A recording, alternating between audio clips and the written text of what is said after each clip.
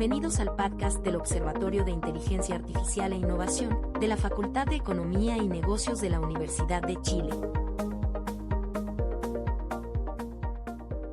Hola a todos, les damos una cordial bienvenida al podcast del Observatorio de Inteligencia Artificial e Innovación, dependiente del Departamento de Administración de la Facultad de Economía y Negocios de la Universidad de Chile. Como siempre, en esta serie de podcasts exploramos las últimas tendencias y novedades en innovación e inteligencia artificial, utilizando dentro de lo posible un lenguaje sencillo y buscando hacer la bajada a las implicancias prácticas de los temas. Les saluda David Díaz, académico de la FED de la Universidad de Chile. Y en el día de hoy tenemos el gusto, tenemos el agrado, ¿cierto?, de poder entrevistar a Diana Palacios, ¿cierto?, que es una colega, ingeniero comercial y magíster en finanzas de la Universidad de Chile, que es experta en el mundo de las fintechs y también ha estado muy relacionada al mundo startups asociadas a las fintechs y cómo se financian y cómo nacen y cómo crecen. Y ha tenido un extenso recorrido ¿cierto?, por empresas ligadas al mundo financiero, pero siempre también como con un ángulo tecnológico, tales como Fintual, como Platanus y ahora Shinkansen, ¿ya? De ahí le vamos a preguntar, ¿cierto?, a Diana que nos cuente un poquito más de qué se trata esta empresa y qué es lo que hacen.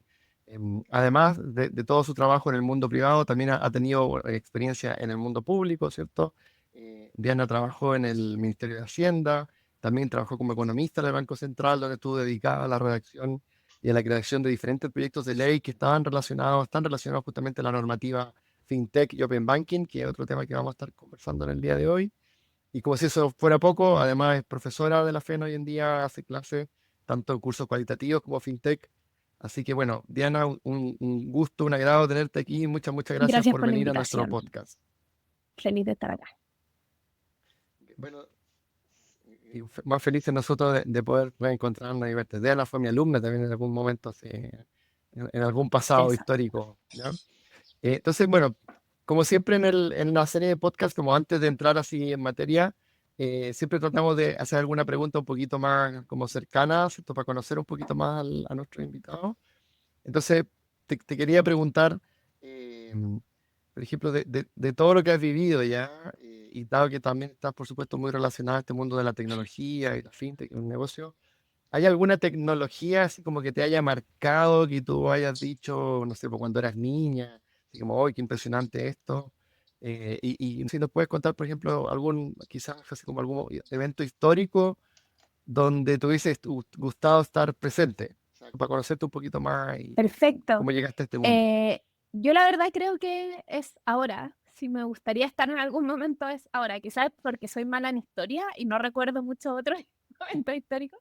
Pero encuentro que para mí lo que más me ha impresionado es la inteligencia artificial.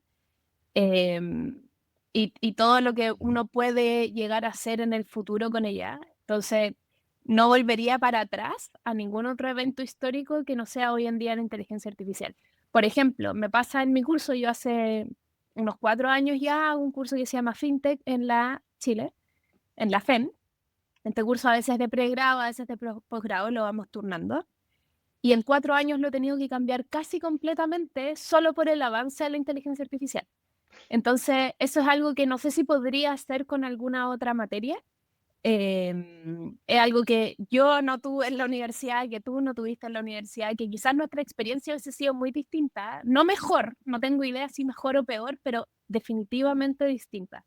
Y como hoy en día trabajamos y estudiamos, es completamente distinto a como lo hacía yo hace 8 años en el Banco Central, por ejemplo, o yo en la universidad estudiando y sacando la carrera. Entonces creo que algo que cambia muchos paradigmas y es lejos lo que más me ha impresionado de siempre. Incluso comparando cuando conocí mi primer computador, cuando tenía, no sé, estaba en primero medio, en esa época uno no tenía computadores de chico, o cuando entendí lo que era el internet, que todo podía viajar, o blockchain o lo que sea, nada de eso lo encuentro tan impresionante como la inteligencia artificial y cómo ha avanzado. O sea, de poder hacerle un par de preguntas hace unos años a hacer deepfakes hoy en día de videos y de fotos y de audio. Sí. Sí. Bueno, y además yo soy más viejo que tú, así que me acuerdo también, por ejemplo, cuando entraron los celulares, que también fue una gran cosa. Recuerdo a mi papá haberlo visto cuando llegó con el primer celular.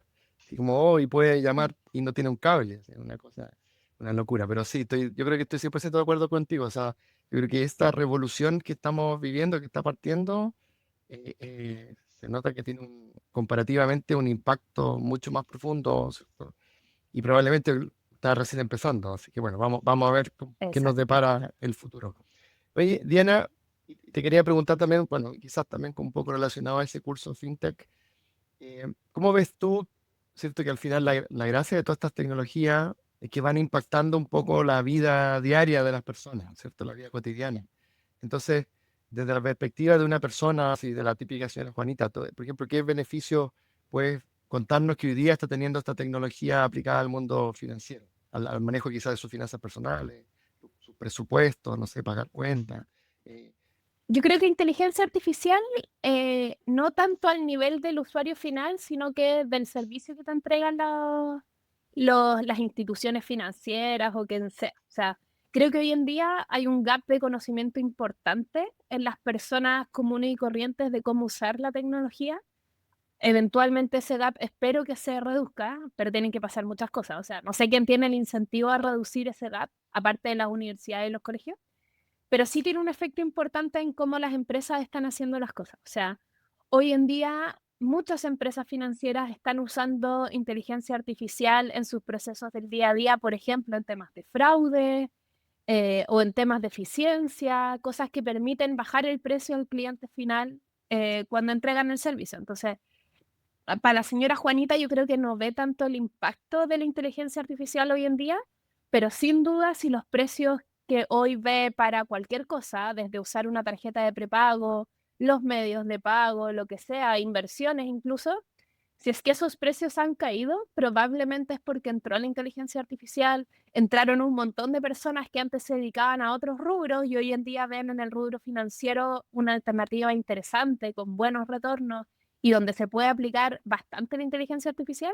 y se cambiaron hartos de otras industrias para acá y ha hecho que el producto sea mejor, de mejor calidad, más seguro y ojalá con menores precios. O sea, en la universidad nos enseñan que más competencia genera menores precios casi instantáneamente, no sé si es así, pero sí ha logrado reducir bastante los precios. No sé si solo la inteligencia artificial, sino que el avance de la tecnología en general, pero hoy en día todos estamos usando cada vez más inteligencia artificial y estamos entregando mejores productos. Pero sí, no sé si la señora Juanita se entera de cómo le afecta directamente. Oye, y respecto así como de las barreras, de los desafíos, ¿cómo lo ves? O sea, también quizás por el lado, justamente tú lo mencionabas como más bien del que produce, ¿cierto? El que entrega el servicio y el que usa el servicio, la señora Juanita. Ahí si nos puedes contar un poquito cómo ves tú este espacio, que todavía falta por cerrar, ¿cierto? Para que esto además siga teniendo a lo mejor más alcance, ¿cierto? Que llegue a más personas, etcétera. Yo creo que, creo que separándolo como lo hiciste tú es más fácil. O sea, si primero vemos el cliente final, la señora Juanita, creo que mayor conocimiento financiero y de tecnología es fundamental. Hoy en día, comparado con nuestros vecinos, tenemos un buen nivel de educación financiera, pero si nos comparamos con la OCDE ya estamos bastante abajo. Entonces, ya estamos un poco retrasados en conocimiento financiero puro, o sea, qué significa una tasa de interés, entender los productos que tengo, qué cobra mi tarjeta, cómo puedo hacer un mejor uso de mis productos financieros y así. Ahí ya estamos un poco bajo con respecto al mundo y creo que nos falta harto para avanzar en esa línea. Entonces, el conocimiento financiero sí o sí tenemos que mejorarlo. Y en segundo lugar, el conocimiento de tecnología. O sea, ahora se nos agrega un conocimiento que antes no teníamos tan mapeado, que sí o sí tenemos que avanzar y que no sé si en Chile estamos muy avanzados o haciendo cosas para mejorarlo. Como es algo más nuevo, no es que tengamos indicadores como si tenemos indicadores en educación financiera, y menos, no sé si la regulación está avanzando para tener mayor conocimiento financiero, pero sin duda los niños en el colegio, en el jardín les están enseñando ya temas tecnológicos.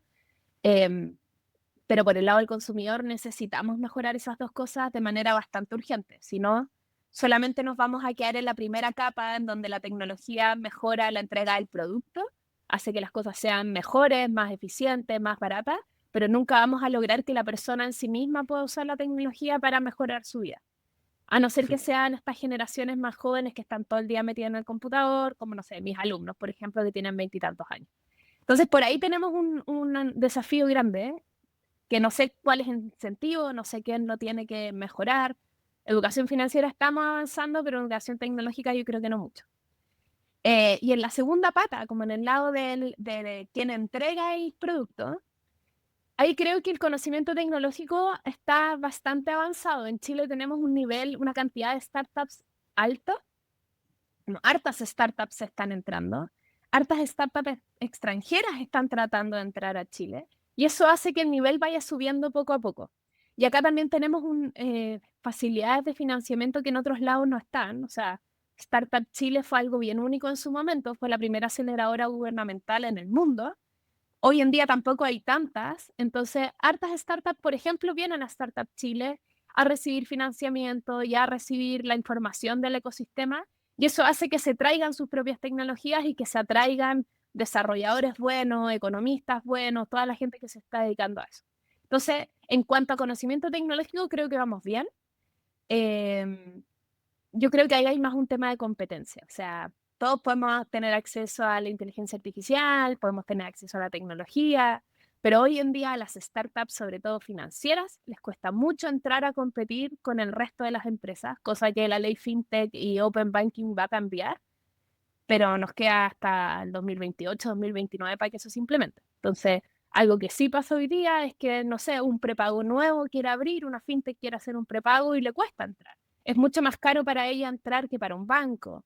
No existe mucha interoperabilidad. Les piden requisitos que no son proporcionales, que son mucho más que son casi parecidos a los que le están pidiendo un banco, siendo que son una empresa chiquitita. No tienen acceso muchas veces a la información de sus clientes y esas cosas igual se están corrigiendo ahora con algunas leyes, con el sistema consolidado de deuda y así. Pero creo que por el lado de la señora Juanita, acceso a tecnología, información sobre tecnología y sobre educación financiera. Por el lado de las empresas, mayor competencia y mayor acceso es lo que necesitan, porque en tecnología estamos bien, súper bien. Sí, muchas gracias. Yo recuerdo que tú cuando estabas en Fintual tenías o tuviste, ¿cierto? Un rol también como súper relacionado a educación financiera, ¿cierto? Entonces, yo sé que todo lo que estás diciendo lo estás diciendo como con conocimiento de causa.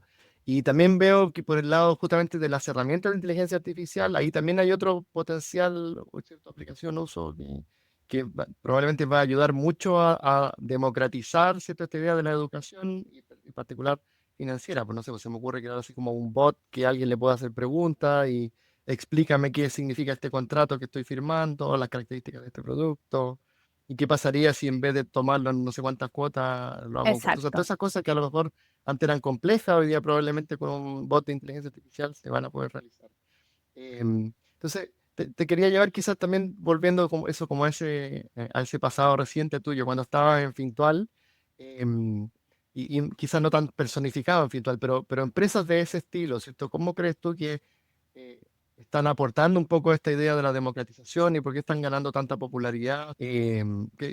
¿Cuáles son como sus puntos claves de impacto? ¿Qué es lo que están haciendo y qué les falta por hacer quizás también? ¿Ya? Sí, Fintual tenía una perspectiva, y creo que sí, para no personificarnos Fintual y en general en este tipo de empresas, que primero se enfoca en un público distinto al que se enfoca un banco tradicional o una AGF tradicional, ya que Fintual es una AGF. Entonces se enfocan a un público objetivo más joven, que sí le gusta aprender, que sí le gusta la tecnología, entonces por ahí los pueden enganchar. Es una manera bastante em, práctica y novedosa de llegar a este público distinto, diciéndole, mira, yo no soy una AGF, administradora general de fondos, yo no soy una AGF normal, no soy tradicional, hay hartas cosas que voy a hacer distinto, te voy a escanear la... ¿Mm? Sí, eso no, más básico. Le puedo explicar a la gente que una AGF Sí, primero. sí, No sé sí. si todos conocen esa terminología. ¿Ya? AGF es administradora general de fondos y son estas empresas que están autorizadas a empaquetar fondos mutuos y venderlos, transar O sea, fondos yo puedo mutuos. invertir con ella, ¿cierto? Sería, Exacto, entonces, yo tomo mi ahorro y se los paso para invertir en algún producto financiero. En claro, este caso, fondos mutuos, o podría ser comprar acciones. En este caso, exacto. solo fondos mutuos. Solo Mm. fondos mutuos. O sea, la AGF, Administradora General de Fondos, puede transar fondos, donde normalmente hace fondos mutuos, pero también existen fondos de inversión, existen otros fondos. Pero fondos mutuos, para la gente Ujú. son fondos mutuos. Entonces tenemos un mundo tradicional de administración de fondos mutuos muchos bancos tienen su propia GF y ofrecen fondos mutuos. Y tenemos este mundo más de startup que ofrecen fondos mutuos, que ahí hay varias. Está SoyFocus, está Fintual, van entrando varias también. Entonces, ¿cómo se diferencian al final cuando entran en el mercado? Probablemente entrando para un grupo distinto. O sea, una persona que lleva toda su vida invirtiendo en el banco y tiene 70 años, probablemente no va a entrar a Fintual, porque no confía, porque no conoce y porque no tiene ni un incentivo a cambiarse. Quizás el precio, pero ni siquiera se va a enterar que existe una solución así. Entonces, Fintual se enfoca en otro tipo de gente. Por lo que recuerdo, yo me fui hace ya 2 años de Fintual, pero el promedio de los clientes estaba entre 25 y 35 años.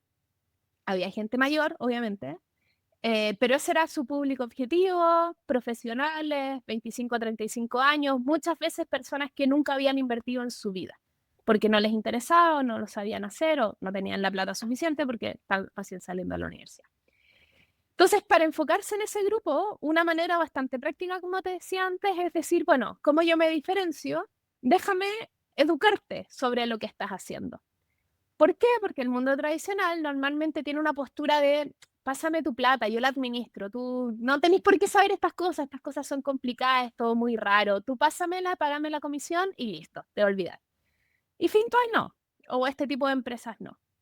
Pásame la plata, yo te la administro, pero si tú quieres aprender, acá tienes toda una lista de artículos en los que puedes aprender, en donde te explico qué es una GF, qué es un fondo mutuo, cuál es la diferencia entre un fondo mutuo y una acción, tipos de inversión, todo, todo, todo. Y de hecho, mi pega ahí, la mitad del tiempo, diría yo, un tercio del tiempo, era ir a dar charlas gratis a quien quisiera escucharlas.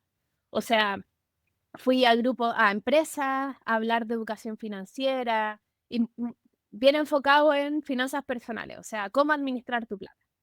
Iba a empresas, iba a colegios, fui a colegios a hablar con apoderados, fui a universidades, fui a caleta de lado, en donde íbamos y les contaba no solamente lo que hacíamos, y la idea tampoco es ir a venderte mi fondo mutuo, sino déjame explicarte qué es este mundo al cual todavía no has tenido acceso. Entonces eso era bien entretenido y creo que por eso lo va a hacer ese tipo de empresas, para llegar a un público distinto, para diferenciarse y también con una bandera de lucha y exceso, como hasta ahora nadie ha educado a la gente y no es difícil hacerlo, si esto no es rocket science, no es algo tan difícil, o sea, todos deberíamos saber administrar nuestra propia plata y eso te da bastante poder. Entonces, nuestra parada era, bueno, si yo lo puedo hacer y lo puedo hacer bien y tengo gente disponible para hacerlo, ¿por qué no lo voy a hacer? Y así lo está haciendo Fintual, así lo hacen algunos prepagos que son fintech también, así lo hacemos nosotros cuando hablemos de Shinkansen, como explicarle a la gente y darle el poder de lo que puede hacer con su plata, de lo que significa este producto y no solamente hacerlo como difícil, oscuro, sino que es otro tipo de acceso.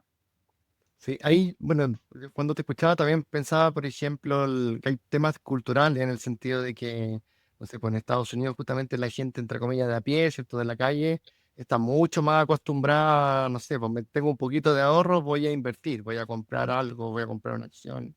Está ese como ganas de ir al mercado y uno lo ve en las películas, que no sé, porque el Lustrabota conversa con el dueño de la empresa y los dos tienen Exacto. acciones. Y yo creo que por eso en Chile, me imagino que en Latinoamérica también tú también has tenido experiencias como en otros países de Latinoamérica, no tenemos esa cultura, como que no, como que uno se asusta, obviamente porque tenemos menos ingresos per cápita quizás. Entonces yo creo que justamente, como tú bien lo dijiste, esas empresas están sembrando un poco, me imagino, en ese espacio, o sea, tratando de educar a la gente que vea que no es tan difícil, que uno tiene un cierto retorno. Claro. Entonces, bueno, sí, te escucho, me hace un comentario. Sí, y ahí, de hecho, en Chile tenemos harta más propensión a invertir en este tipo de soluciones que en otro país, en otros países. A mí me pasaba en México, por ejemplo, que por plata no viajé mucho a México. México no existen instituciones, o sea, las instituciones no están evaluadas como están evaluadas en Chile. Que acá uno puede reclamar mil cosas, pero las instituciones están bien evaluadas. Uno confía en las instituciones. Nadie en Chile o poca gente cree que si yo deposito en el banco la plata va a desaparecer o me la van a robar. Eso no es una creencia en Chile, pero en México sí. O sea, en México a la gente le da Claro. miedo pasarle su plata al banco, que a nosotros no lo entendíamos cuando llegamos allá, y con Fintual también. ¿cómo te va a dar miedo si es el banco? Como está regulado, es antiguo, no sé, el banco. Y no, pues, entonces allá nos reíamos mucho, porque habían otras cosas muy riesgosas que hacían ellos. No sé, me acuerdo una vez nos fuimos con amigas a un pueblito mágico, un pueblo chico, y tiraban fuegos artificiales los niños, como cosa que en Chile está más que prohibida, como tirarlos en la plaza y todo. Decíamos, ¿cómo no les da miedo quemarse con ese fuego artificial, pero sí les da miedo pasarle la plata a una startup para invertir? Entonces, hay temas culturales sin duda, y en Chile estamos bastante más, tenemos harta más propensión a usar estas soluciones que en otros países. Por eso tantas Claro, empresas se vienen a Chile también. sí. Bueno, y por eso también esta idea de la educación es clave, para ir cerrando quizás Claro. esa creencia, como le llamaste tú. Em, y bueno, te quería llevar ahora quizá a un tema un poco relacionado, pero un poquito distinto. Justamente, ¿cierto? La gracia de todas estas apps, que al final hoy día es como la manera en que uno accede a este tipo de servicio, instala una app o vía la página web, van generando un montón de datos, ¿cierto? Entonces, comienza a aparecer estos nuevos conceptos del open banking, justamente lo que quiero es que si le puedes contar un poquito a la audiencia, bueno, qué es este concepto del open banking y quizá un poco cómo está el estado del arte hoy día en Chile, o sea, cuáles son las regulaciones que se están empezando a pensar, si hay algún proyecto de ley, eso, como cuenta un poco de qué se trata ese espacio, además como para que vayamos avanzando hacia a contarnos después qué hace justamente Shinkansen, que es la empresa donde está trabajando hoy día. Sí. Open Banking o Open Finance más general. Open Finance toda la finanza, Open Banking solo la parte bancaria. Se refieren a compartir la información dentro de los actores financieros. Entonces, por ejemplo, hoy en día mi información, yo no tengo tanto acceso a mi propia información financiera. Yo no puedo mover mi información financiera de un banco a otro y de hecho tampoco la puedo mover de un banco a una startup, si quisiera. Y acá hay una analogía que alguna vez escuché que me pareció bien buena. Si yo me quiebro el pie y me tengo que hacer una radiografía, yo puedo ir a la clínica al lado de mi casa a hacerme una radiografía y agarrar esa radiografía y llevármela a la clínica que quiera después para hacerme el tratamiento. O a un centro kinesiológico, no tengo idea. Pero esa información es mía, es mi pie, es mi fractura, yo agarro mi propia radiografía y me la llevo donde quiera. Eso hoy en día en temas financieros, de productos financieros, uno no lo puede hacer. O sea, si yo tengo una cuenta corriente y tengo una tarjeta de crédito y tengo un crédito de consumo, por ejemplo, en un banco, esa es mi información. Cuánto yo he pagado de ese crédito, mi comportamiento de morosidad con ese crédito, mi disciplina, incluso cuánta plata me depositan todos los meses en la cuenta, que es mi sueldo, todo eso no es fácil de mover.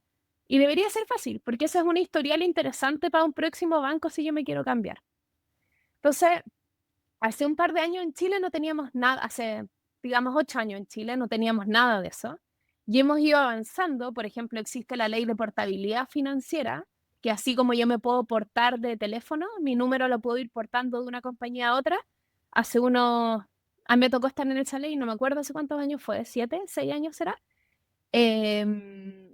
Uno puede cambiar sus productos financieros de un banco a otro de manera más o menos fácil. O sea, yo puedo, esta ley obligaba a los bancos a tener un botón que decía yo me quiero portar, tú apretabas eso y se generaba todo un flujo en donde mi banco actual tenía que pasarle la información al banco nuevo para que me evaluara y pudiera hacer todo el traspaso. Y yo así podía llevarme créditos hipotecarios, de consumo, tarjeta.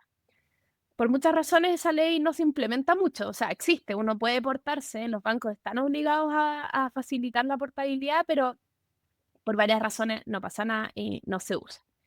Entonces se dio un paso siguiente, que es la ley FinTech, que la ley FinTech tiene dos patitas. Tiene la parte FinTech, que fueron las mismas FinTech, estas empresas tecnológicas que se dedican al rubro financiero, como Fintual, por ejemplo, levantaron la mano y dijeron, oye, yo también quiero estar regulado. Fintual estaba regulado de antes como sector tradicional, pero habían otras que decían, yo no quiero regularme como sector tradicional, creo que deberían regularme a mí, y es raro, o sea, no es tan raro, pero suena eh, eh, para mucha gente no es tan fácil entender que el mismo no regulado levante la mano y diga, oye, porfa, regúlame.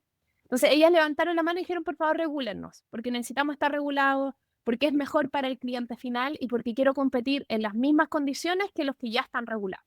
Entonces esa es una pata, que ahí va por su propio camino. Y la segunda parte de la ley FinTech es implementar Open Banking en Chile, o Open Finance en Chile. Entonces, la ley se promulgó hace par de años ya y se va a implementar en etapas. Hoy en día hay mesas que se llaman mesas del SFA, del Sistema de Finanzas Abiertos, que están viendo cómo implementar técnicamente esta ley. Y ahí el regulador, al menos en mi opinión, lo hace súper bien porque considera el sector privado para recibir consejo. El regulador no tiene por qué saber cómo funcionan las cosas del área tecnológica que no están reguladas, está fuera de su scope o está fuera de su scope. Entonces, de acá al 2028-2029 vamos a tener un sistema de finanzas abiertos implementado. ¿Qué eso qué implica? Que el cliente es dueño de su propia información financiera, o sea una persona, sea una empresa. Uno va a tener acceso a saber qué información se está compartiendo el sector financiero sobre ti. Uno va a tener derecho a modificar esa información si estuviera incorrecta, cosa que hoy en día no existe. Y uno también va a tener derecho a eliminar información cuando corresponda. Y obviamente yo no puedo eliminar lo que quiera, si no sería re fácil, pero sí van a haber ciertas cláusulas en donde al final tú tienes el poder de tus propios datos financieros. El regulador te pasa el poder a ti y tú vas a tener acceso a saber qué se comparte, a editar y a eliminar si fuera necesario. Y con eso también deberían mejorar los productos a los que tú puedes acceder porque el sector financiero completo va a tener mejor información sobre ti y te va a poder dar mejores tasas de interés, mejores productos, cosas mucho más customizadas. Y con eso también le da acceso a los que no son bancos, pero sí quieren participar de este ecosistema, acceder fácilmente a esa información. Entonces tú vayas a tener un abanico mucho más amplio de posibles proveedores financieros, no solamente los 10, 12 bancos, sino todas las startups que quieran entrar y se quieran regular.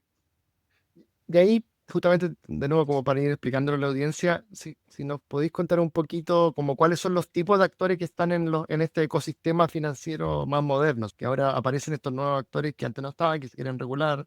Por eso, si nos podéis ordenar un poco ese panorama. Sí.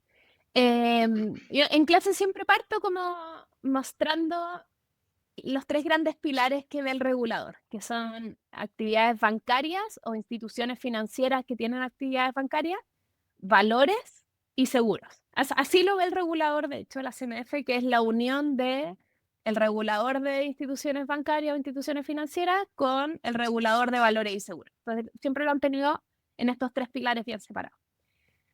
La idea de la ley es emparejar la cancha y pasar a regular servicios más que quién provee el servicio o cómo lo provee. Entonces, por ejemplo, en el tema de valores, un servicio que uno puede dar en todo este pilar de valores o activos financieros es la asesoría sobre qué activos financieros comprar, un asesor de inversiones. Y antes, en la lógica antigua, pre-ley fintech, se regulaba a quién daba esa asesoría. Entonces, si tú no querías ser esa entidad regulada como sector tradicional, que por ejemplo necesita tener oficina física, necesita un montón de documentos, tienes que ir tú presencialmente con tu carnet a abrir cuenta, tiene todo un tema bien que hoy día no tiene tanto sentido, sobre todo post pandemia, tú no podías ofrecer ese servicio porque estabas fuera de esa cajita de lo que el regulador entiende como quien provee el servicio de asesoría. Entonces la ley fintech lo que viene a hacer es decir, no, me da lo mismo quién lo provee, yo voy a regular el servicio como tal. Y si ese servicio se entrega de manera presencial o con tecnología de manera remota, me da lo mismo. Entonces así pueden entrar un montón de otros actores, porque regulamos el servicio, no a la gente que lo entrega. Entonces, dentro de este pilar vamos a tener ese ejemplo, los asesores, que tenemos asesores de inversión y su pata tecnológica, los robo-advisors, o sea, algoritmos que asesoran. Tenemos plataformas de transacción, o sea, cómo yo puedo transar acciones u otros activos financieros, de manera tradicional o no, medio agnóstico. Y ahí pueden ir entrando hartos actores, asesores remotos, nuevas plataformas de inversión, plataformas de crowdfunding o crowdlending que existen hace tiempo pero no estaban reguladas. Y eso, en tema, y bueno, toda la inversión en criptoactivos. Antes los criptoactivos no estaban regulados como un activo financiero, hoy en día pasan a estar regulados. Entonces también ahí tenemos toda una patita de quienes transan activos financieros y quienes crean nuevos activos financieros que son criptoactivos.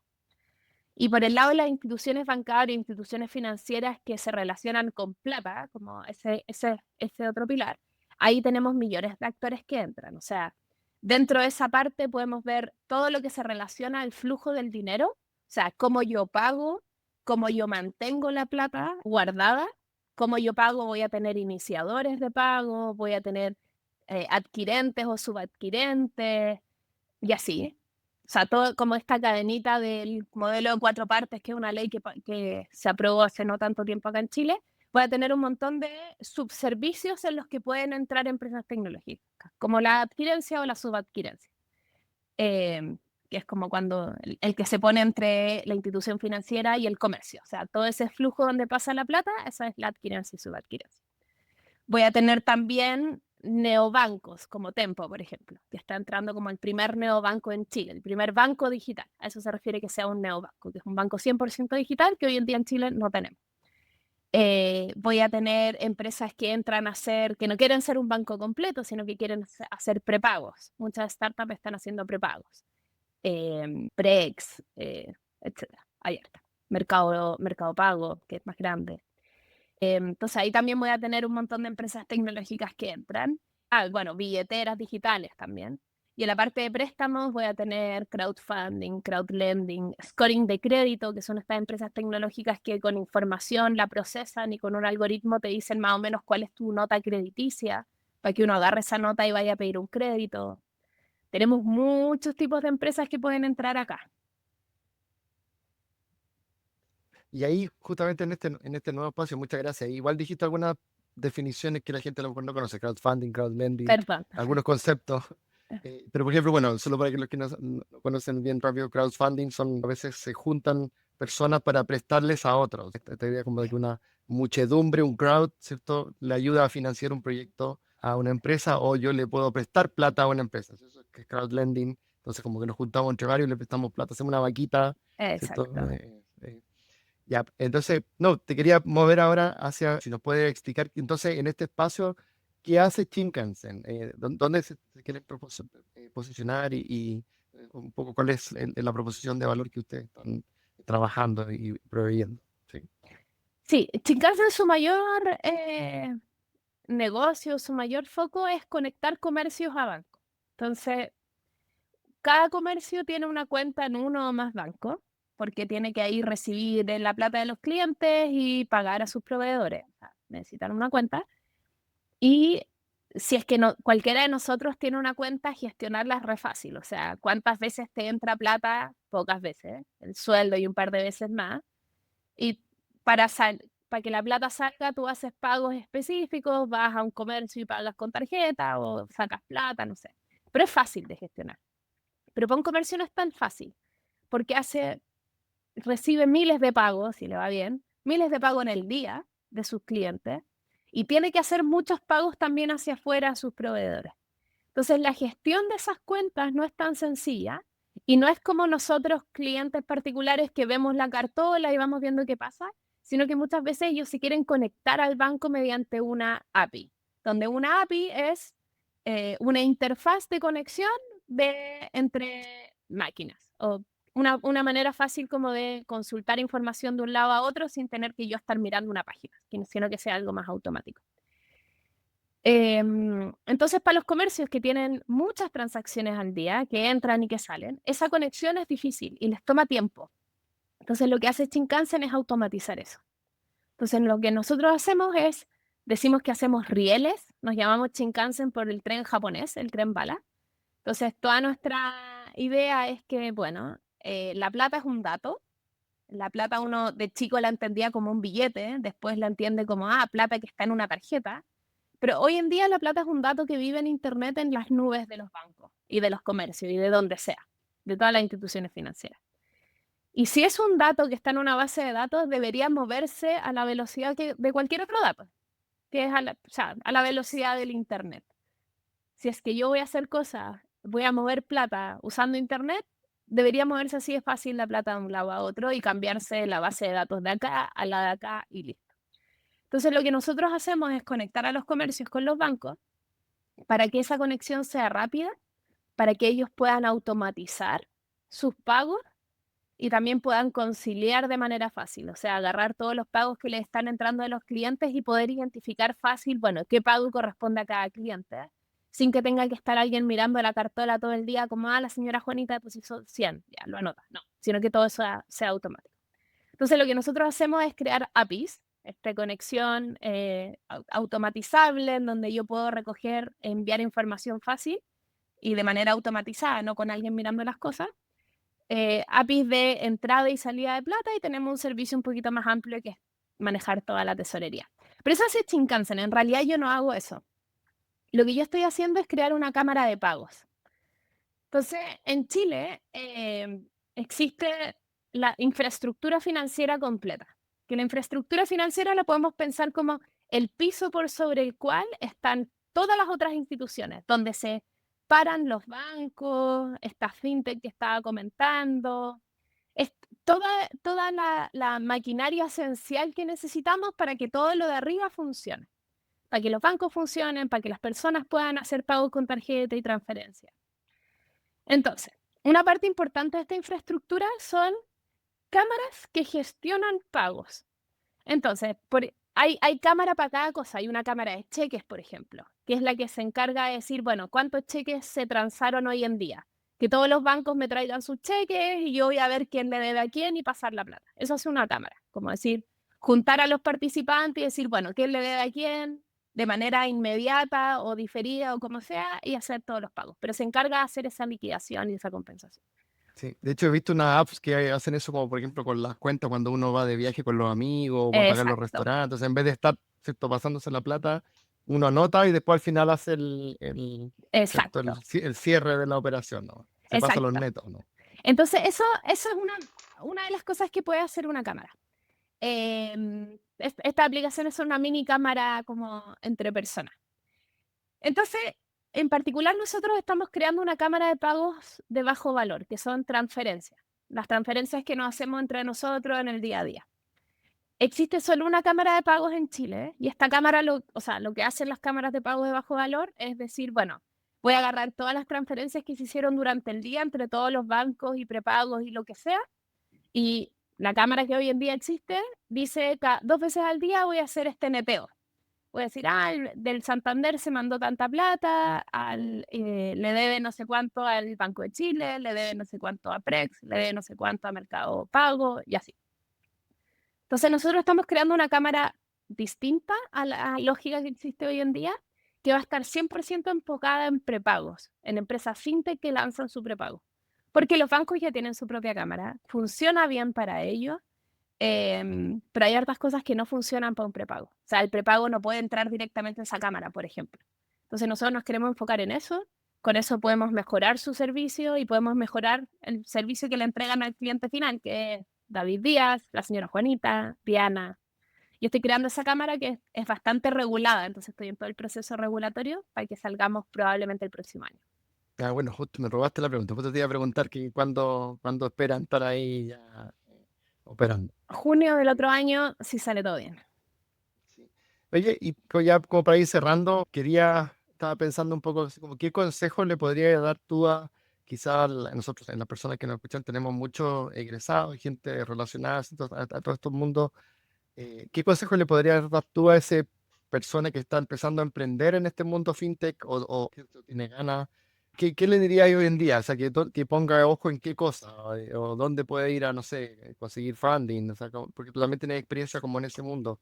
¿Qué consejos nos podría dar a la audiencia? Lo primero sería, que es lo más importante, es ser demasiado perseverante. No es una industria fácil. Sea financiera o no, cualquiera que emprende es difícil.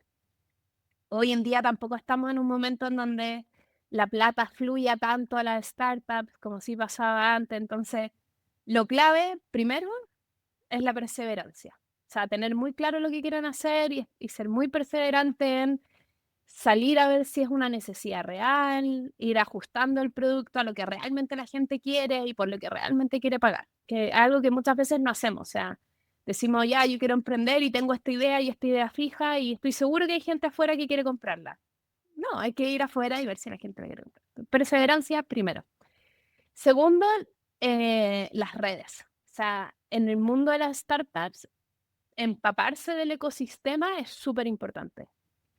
Y no solamente como por salir a copiarle a otro que está haciendo, sino que En general, los emprendedores que les ha ido bien son súper generosos con los que están partiendo en dar consejos. Y muchas veces, yo llevo a muchos emprendedores a mi curso para que los alumnos los conozcan y les hagan preguntas.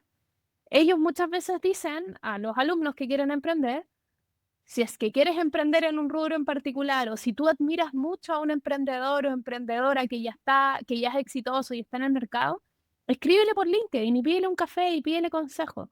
La mayoría te va a decir que sí, porque si ellos son exitosos es porque probablemente alguien más les dio un consejo cuando partieron.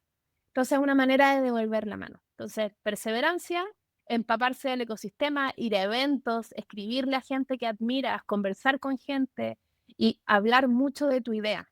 Al revés de decir como no, mi idea si la digo es brillante, si la digo me la van a quitar. No digo que no sea brillante, ¿eh? Pero probablemente es algo que alguien ya trató de hacer o que ya existe y tú le quieres dar un ajuste nomás. O que existe y pueden existir las dos empresas en paralelo en el mercado. Total, el mercado es grande.